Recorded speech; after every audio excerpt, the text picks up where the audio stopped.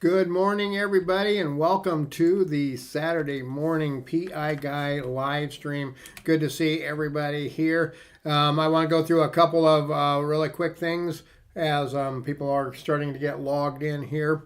Next Saturday, this coming Thursday, is Thanksgiving, and I hope everyone has a very happy Thanksgiving and a good time with family and friends and stuff. Next Saturday, I may or may not be on. Right now, I'm planning to not be on, but you never know. If I get a lot of questions in videos, if I have a huge stack of questions, and I get up Saturday morning and I just feel like I need to come on, I may come on. The best way to know when I'm going live is if you are a member of my Discord channel. If you go down below, there's a link for my Discord channel. Become a member. It doesn't cost anything. I'm not going to spam, email you or anything like that. But I always post on there 15 or 20 minutes ahead of a live stream. So if you're a member of my Discord, you're going to get that announcement through Discord.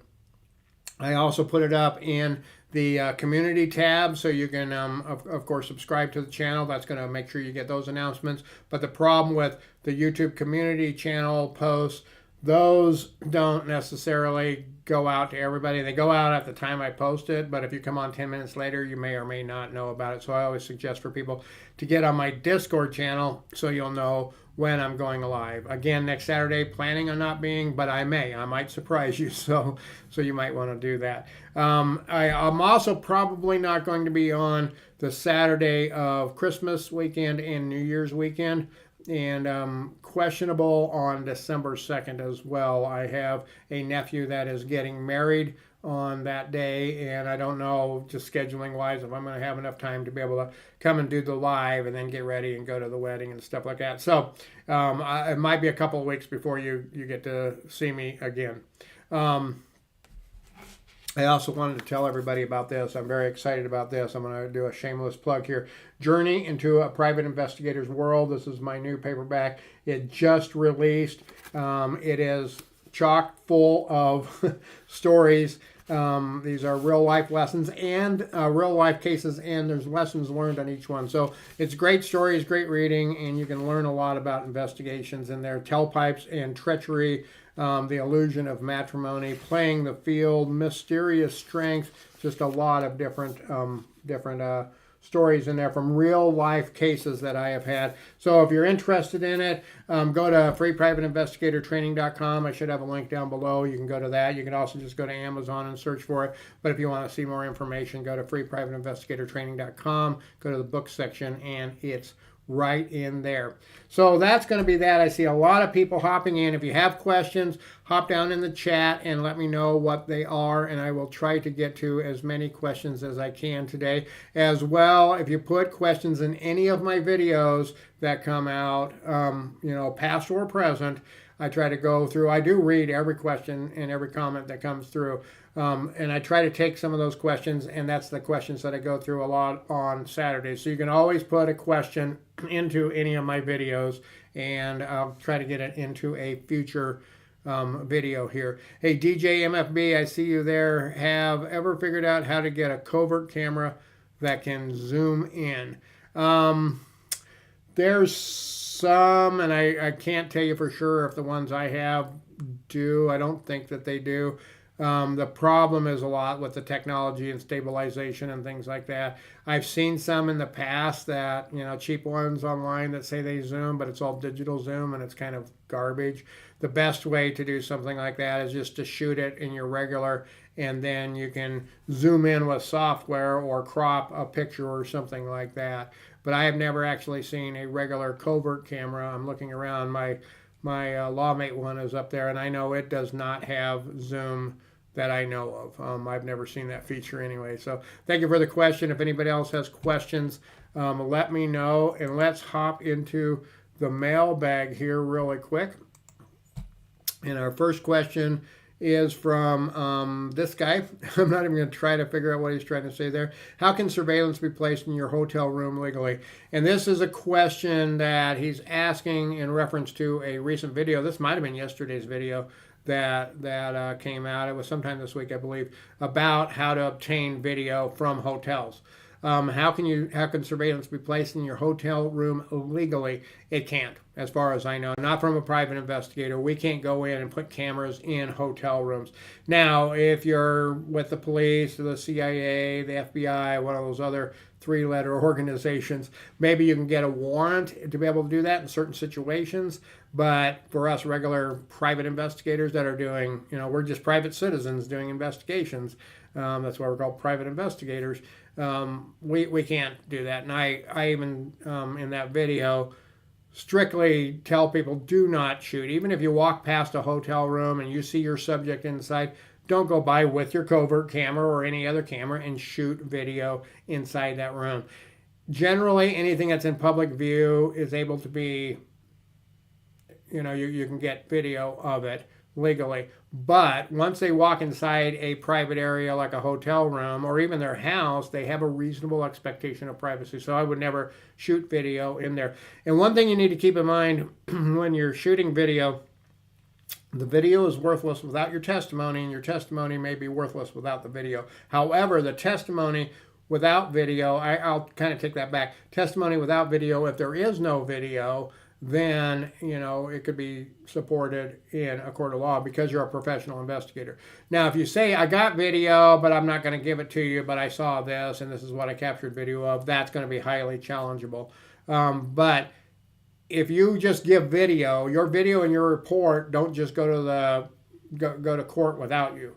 The other side has a right to cross-examine whoever captured that video and whoever wrote that report. So you have to be able to go there and testify. Otherwise, it's not going to be allowed in court. And there are some very, very, very minor caveats to that, but I'm not going to go into great detail on that right now. If you have any questions, hop down in the chat below. I see a lot of people joining in, so put your questions in the chat below. I'll try to get to as many as I can.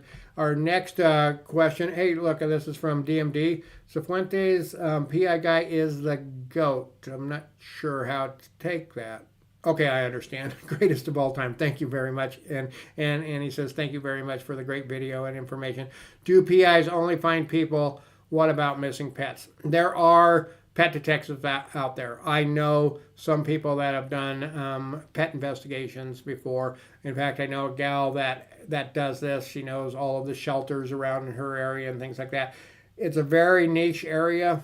I looked at it. I actually looked at it many years back, looking at doing it, but it's so niche. I don't know that you can charge a lot of money just because of the clientele. A lot of the people that you're going to get are going to be elderly and things like that. So I never really got into it, but there are people that actually have that added to their repertoire of investigative things. So if you're looking at getting into it, I think that's great. There's probably some things out there to study about how to do that, but I definitely wouldn't plan on paying the mortgage with just doing that. Now, I know some in bigger cities that have done that, but they're able to get tied in with the wealthier crowds and stuff like that. I've had a couple of investigations where I've had to look for missing animals, but they didn't go missing on their own. It's not like they walked off. There were situations where an ex, took the dog or took the cat or something like that. And that's basically doing a locate. You're going to find out where they're at. You're going to go out and you're going to do some surveillance, and you're going to try to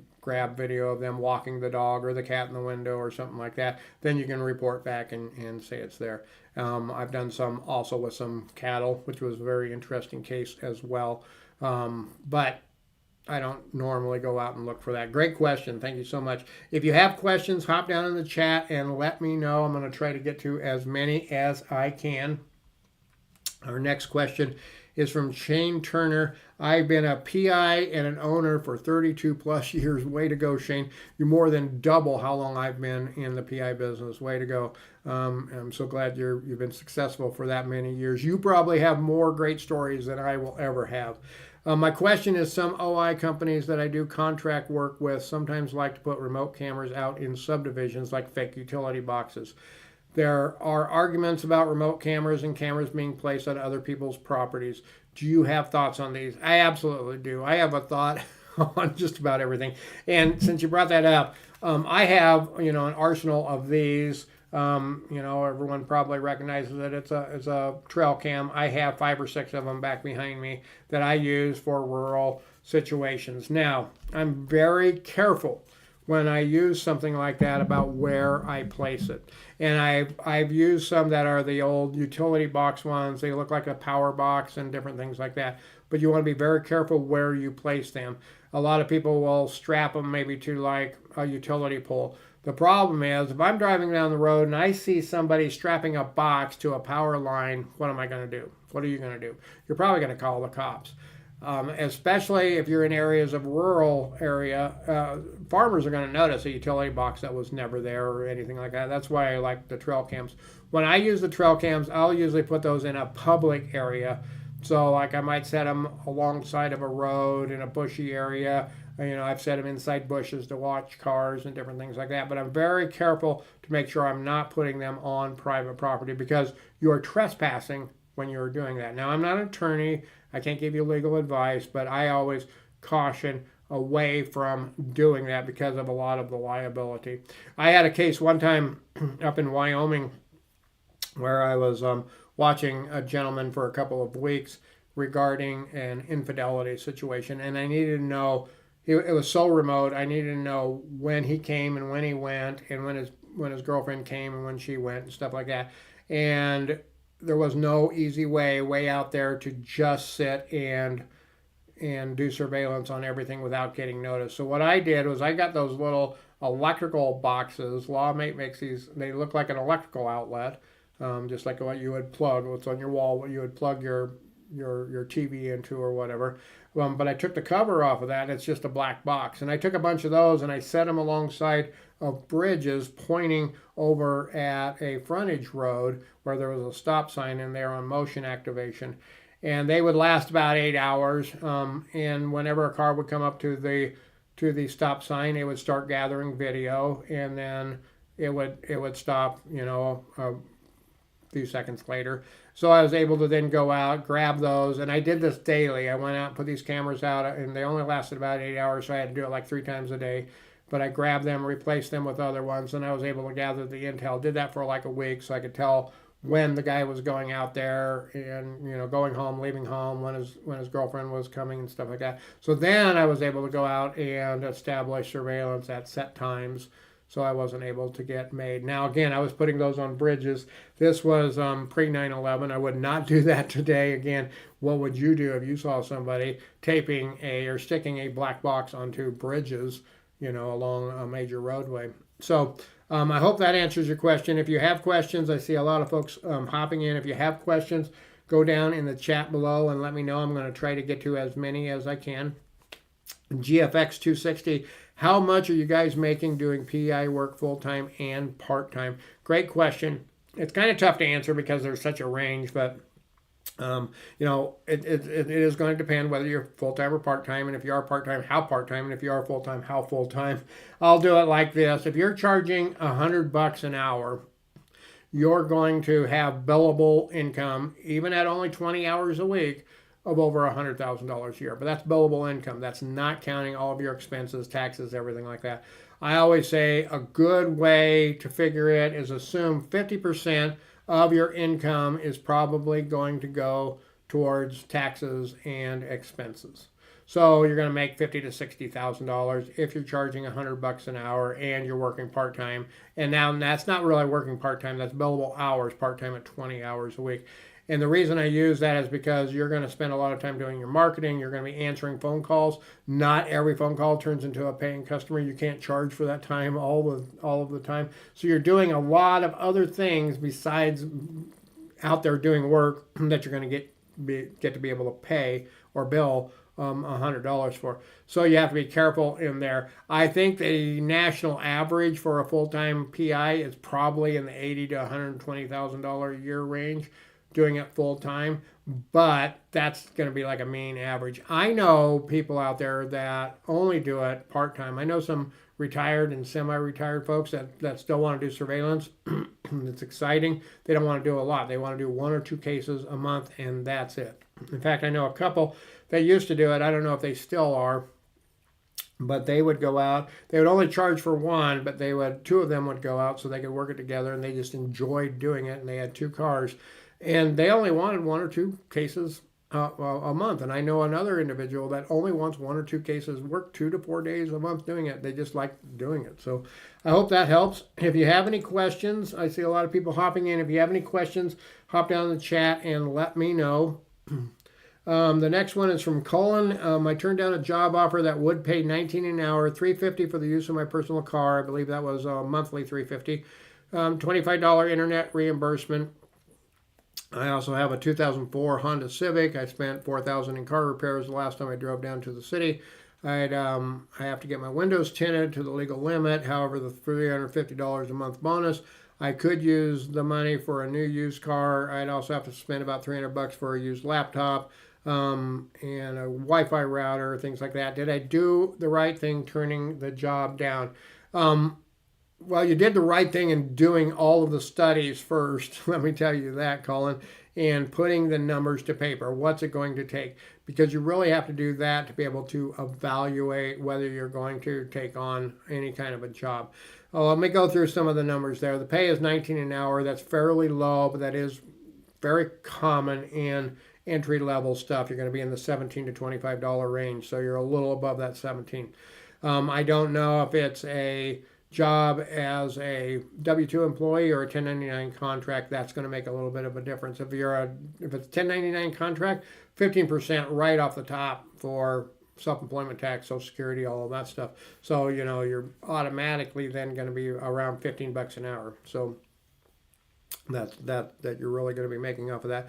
The $350 a month you mentioned as a bonus, that's really not a bonus. What they're paying you that to use your personal car in lieu of paying you mileage and travel time probably and stuff like that. I don't know if their intent is to pay you travel time and time on. Again, if you have to spend a lot of money to get in, I would say it's better to get all of the things that you need, get the new car, get the laptop, get the camera, get all of those things in place first and then go out and look. So, I wouldn't rely on that $350 a month to pay for the vehicle. What if they go out of business and you've got a vehicle payment? Now, what are you going to do? As well, that $350 a month should be getting socked back for maintenance on your vehicle and for gas and things like that, because they're probably not going to be paying you mileage. Maybe they were, but they're probably not going to be paying you mileage. You're not going to pay for your gas and things like that. And maintenance can get very, very, very expensive. This year, I had to put tires on both of my cars, and it was expensive. I don't put cheap tires on. I always put better tires on. I put ones that are going to have good grip in the snow and ones that are going to last a long time, because it's a huge investment. So that money should be going aside. I charge for mileage and I charge for travel time, and that time, that income is allocated differently in my books. So it's kind of set aside for when I have to do that, or I have to get a car repair. Last year, I had to have $5,000 worth of repair on my primary surveillance vehicle. I'd rather pay $5,000 in 1 year to do repairs on my vehicle than be paying, $300 a month, $5,000 every year just to pay for a vehicle, because I don't have that cost all the time. But I think you probably did the right thing, and I would say, start working on building up that arsenal of equipment that you need before you go out and do it. Now, getting a job like that, if you're brand new and you want to get the experience and you have everything lined up, then I think it's fine to do that, even at that pay level, because you're going to get that experience. And a lot of those companies, they're going to slam work. You're going to be working every day, 5-6 days a week probably, as long as you're doing a good job. The problem is if you are an employee for them versus a 1099 contract, if you're a W-2 employee, they can tell you where to go, when to go, what to do. Where when you're a contract person, they're going to give you the scope of the work, and then you're going to accept it within that scope, and you get to make a lot of those decisions, even like to turn it down. Well, as an employee, you probably can't turn those things down, so you kind of have to weigh a lot of that too.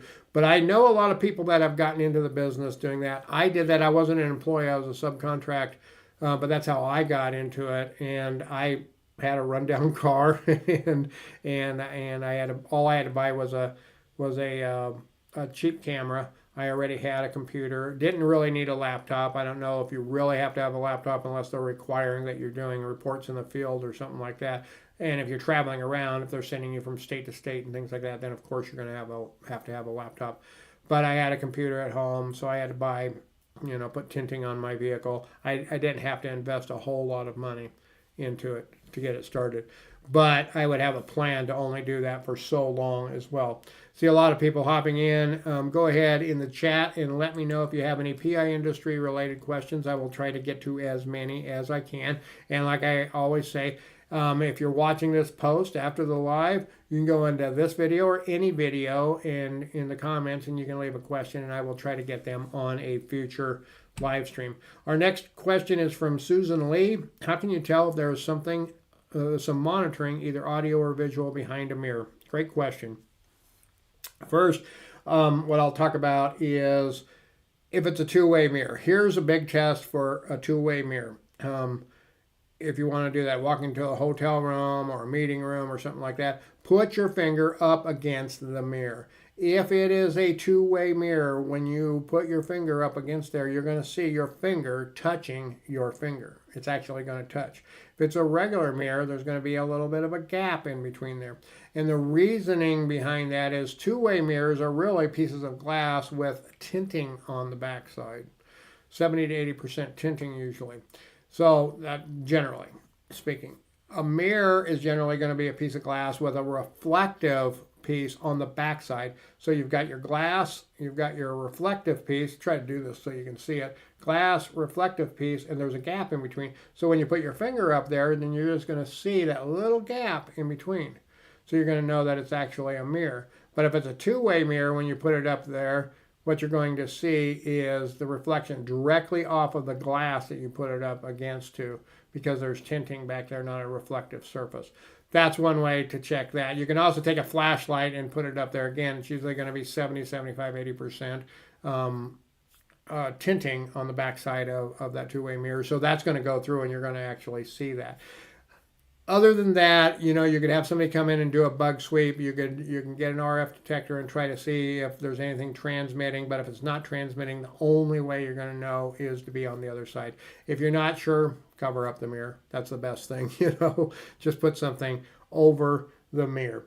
So that is all the questions that I have. I do want to remind everybody I'm probably not going to be on next week. I might. You never know. Also, please check out my new book. It's right here, Journey into a Private Investigator's World.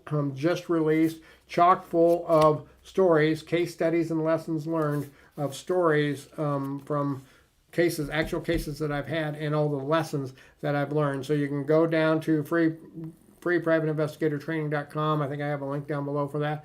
You can go there, go to the book section, and you can check out that and my other books. Have a happy Thanksgiving. Again, if I'm not on next weekend, I'll have something up for you, but I might decide I'm going to come on. I might just get bored and decide I need to, or if I have a ton of questions. So I will see you all then, and I may not be on the 2nd either, so it may be a couple of weeks, but